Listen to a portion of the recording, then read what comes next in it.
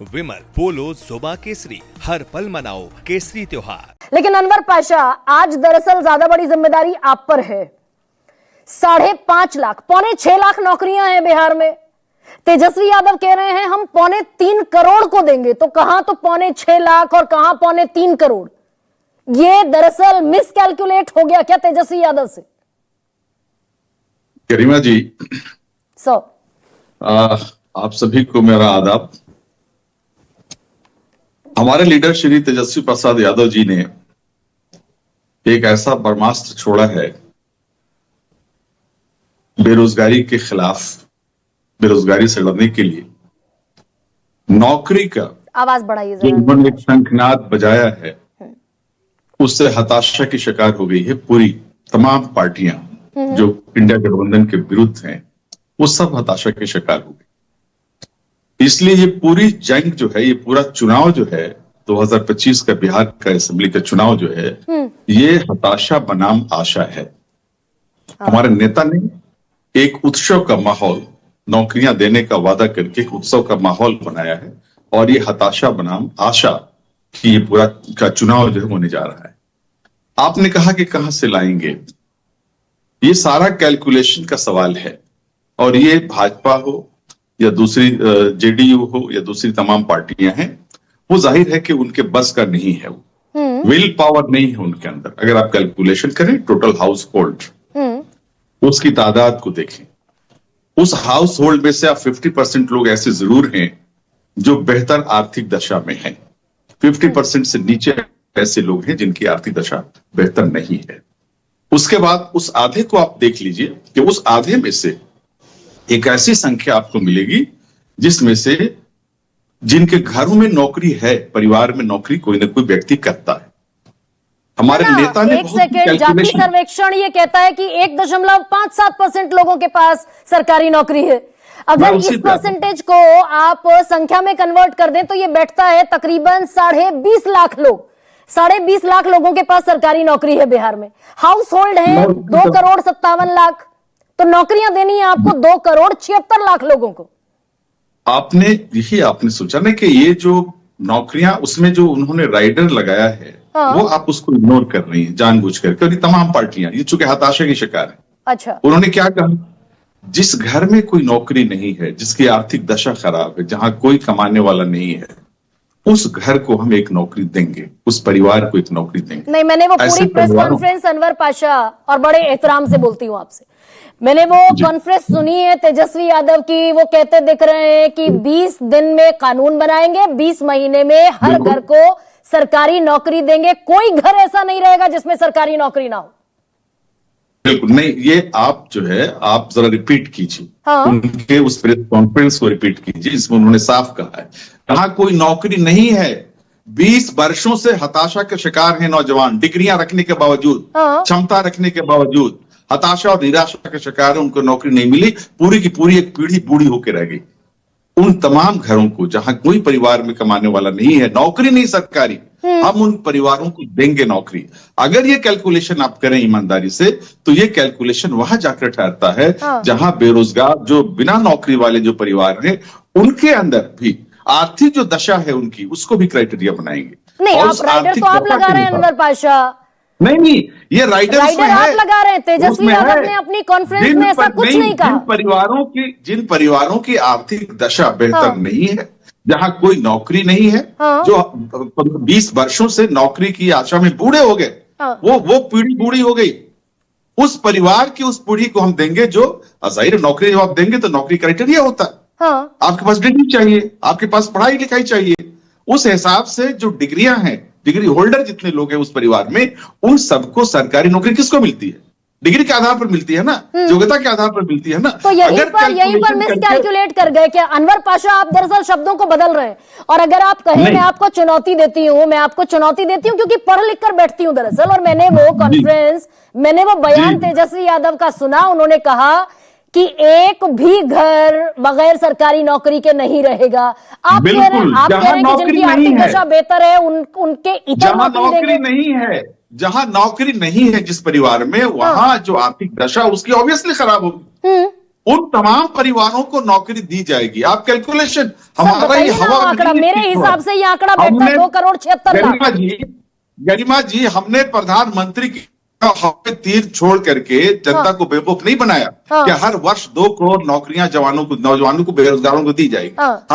हर खाते में, हर व्यक्ति और नागरिक के खाते में 15 से 20 लाख रुपए आएंगे, काला धन आएगा। ये सारे जो नैरेटिव तैयार किए गए थे, हम उस हवा की नैरेटिव, हवाई नैरेटिव नहीं हमारी है। हमारी नैरेटिव जो है वो बिल्कुल सत्य पर आधारित है। तो फिर 5.5 तो सिर्फ एक सेकंड, अगर सत्य पर आधारित है अनवर पाशा, देखिए मैं युवाओं को एक क्लियर पिक्चर देने बैठी हूं। मैं बिल्कुल नहीं चाहती कि कोई इस देश के युवाओं के साथ दगाबाजी करे। अनवर पाशा सुनिए ना भाई, मैं इस देश के युवाओं के साथ न्याय करने बैठी हूं, मैं नहीं चाहती कोई दगाबाजी करे उनके साथ। तो अनवर पाशा मुझे बता दें कि 6.25 लाख नौकरियां तो अवेलेबल है बिहार में, खाली पड़ी हुई है। 6.25 लाख ना, सवाल है ये 6.25 लाख नौकरियां खाली क्यों पड़ी हुई हैं? इससे पता चलता है कि इस सरकार के पास इच्छा शक्ति नहीं है, खाली जगहों को भरने की इच्छा शक्ति नहीं है। नहीं, ये सरकार ने धोखा दिया है। 6 लाख है, उस पर आएंगे हम। नीतीश कुमार क्या कर रहे हैं? नौकरियां 6.25 लाख है, 6 लाख नौकरियां, आप 3.25 करोड़ कहां से दे देंगे? हमने अपने यही सवाल, एग्जैक्टली यही लैंग्वेज, यही सवाल 2020 के इलेक्शन में, विधानसभा के इलेक्शन में, जब हमारे नेता श्री तेजस्वी प्रसाद यादव जी ने कहा था कि हम 10 लाख युवाओं को नौकरी देंगे, तो यही कहा गया था कि कहां से लाएगा तेजस्वी पैसा? बाप के घर से लाएगा, ये कहा गया था। और इच्छा शक्ति दिखाते हुए हमारे लीडर श्री तेजस्वी प्रसाद यादव जी ने नौकरी दी। 5 लाख से ज्यादा में युवाओं को नौकरी 17 महीने की सरकार में। भाई 15 लाख विभाग में, एक सेकंड, जो विभाग हमारे पास थे, हमने उस अनवर विभाग में होती नौकरियां क्रिएट की और तकरीबन 3 लाख नौकरियों के लिए हमने रिकमेंडेशन दिया था। वो फाइल दबा करके बैठ गए नीतीश कुमार। अच्छा ठीक है, मैंने 8 लाख मान लिया। ये इच्छा शक्ति की बात है। ज़हीन व्यक्ति से, आरजेडी के ज़हीन प्रवक्ता से मैं ये सवाल पूछ रही हूँ कि 5 लाख में 5 लाख में और 3.25 करोड़ में फर्क होता है ना अनवर साहब? हम वो खोखले दावे प्राइम मिनिस्टर की तरह नहीं कर रहे हैं। हमने वर्कआउट किया है, हमने तमाम उस मैथमेटिक्स पे गौर किया है और उसके हिसाब से हमने ये कैलकुलेशन दे करके ये वादा किया है कि हम 20 दिनों के अंदर जो काम 20 वर्षों तक नहीं कर पाई डबल इंजन की सरकार, ये निकम्मी सरकार, ये थकी हुई सरकार, ये बूढ़ी सरकार जो नहीं कर पाई, हम उस काम को 20 दिनों में करके दिखाएंगे। फैसला सरकार में आते ही 20 दिनों के अंदर हम फैसला करेंगे। तो और बजट 3 गुना बढ़ाना पड़ेगा अनवर पाशा, ये भी गणित लगा लिया क्या? ना एक सेकंड गरिमा जी, सर ये भी गणित लगा लिया क्या कि बजट बढ़ाना पड़ेगा 3 गुना? अगर 30,000 रुपए महीना भी मिनिमम तनख्वाह देंगे और 20,000 देंगे तो 6 लाख करोड़ करना पड़ेगा। गरिमा जी, एक तरफ तो आप देखिए कि आशा है, उस आशा के जरिए हम जनता के अंदर जो युवा हमारे हैं निराशा, उनको हम नौकरी देने का वादा कर रहे हैं और उसके लिए सारे समाधान हम करेंगे। सरकारी नौकरी के साथ जो पक्की नौकरी है उसमें शामिल कीजिए, वो तमाम एवेन्यूज, इंडस्ट्रियलाइजेशन बिहार का हम करेंगे, वहां लाएंगे हम, इन्वेस्टमेंट वहां होगा और वहां नौकरियां जनरेट होंगी। वो स्थिति पैदा करनी पड़ेगी अगर आप करना चाहते हैं, इच्छा शक्ति है तब। दूसरी तरफ क्या है? दूसरी तरफ आप 10,000 रुपए देकर के लॉलीपॉप थमा रहे हैं महिलाओं को और उन्हें कह रहे हैं कि रोजगार शुरू कर देंगे। वो दूसरी तरफ जो बेरोजगार युवा हैं उनको 1,000 रुपए आप उनको देना चाहते हैं, क्या उनको आप भत्ता देना चाहते हैं, बेरोजगारी भत्ता। यानी आपके पास नौकरी देने का रोड मैप नहीं है, ब्लूप्रिंट नहीं है। आपने अपनी हार मान ली है और ये हारी हुई सरकार, थकी हुई सरकार को जनता बाहर करने जा रही है और एक नई ऊर्जावान सरकार को लाना चाहती है, जिसकी बागडोर एक नौजवान युवक के हाथ में हो, जो युवाओं के दुख को समझता है, युवाओं के दर्द को समझता है। मिनिमम कितनी तनख्वाह देंगे सरकारी नौकरी में अनवर पाशा? मिनिमम कितनी तनख्वाह देंगे सरकारी नौकरी वाले एक आदमी को? सबसे कम तनख्वाह कितनी देंगे? आप देखिए, योग्यता के आधार पर नौकरियों की तनख्वाहें तय हैं। मैं कहती हूँ चपरासी से मुख्य सचिव तक की नौकरी है, सबसे कम तनख्वाह किसको देंगे? कितनी देंगे सबसे कम? मिनिमम तनख्वाह की एक दर पहले से है और उस दर के हिसाब से ही नौकरियां सृजित होंगी और उस दर के हिसाब से ही नौकरियां दी जाएंगी। सर बताइए कितनी है मिनिमम तनख्वाह? हम कोई नया दर नहीं फिक्स करने जा रहे हैं, जो सरकारी दर फिक्स्ड है, कितनी हर नौकरी के लिए सरकारी दर फिक्स्ड है, हम उसी के हिसाब से वो नौकरियां उनको देंगे। कितनी और ये हमारा संकल्प है। कितनी है वो? हमारा संकल्प है, हम देंगे। जो मिनिमम वेज है, जो मिनिमम नौकरी की तनख्वाह तयशुदा है सरकारी तौर पे, हाँ। हम उसको फॉलो करेंगे, उसी नौकरी मापदंड पे हम की देंगे। मिनिमम तनख्वाह कितनी तय है अनवर पाशा, ये तो बता दीजिए कम से कम युवाओं को।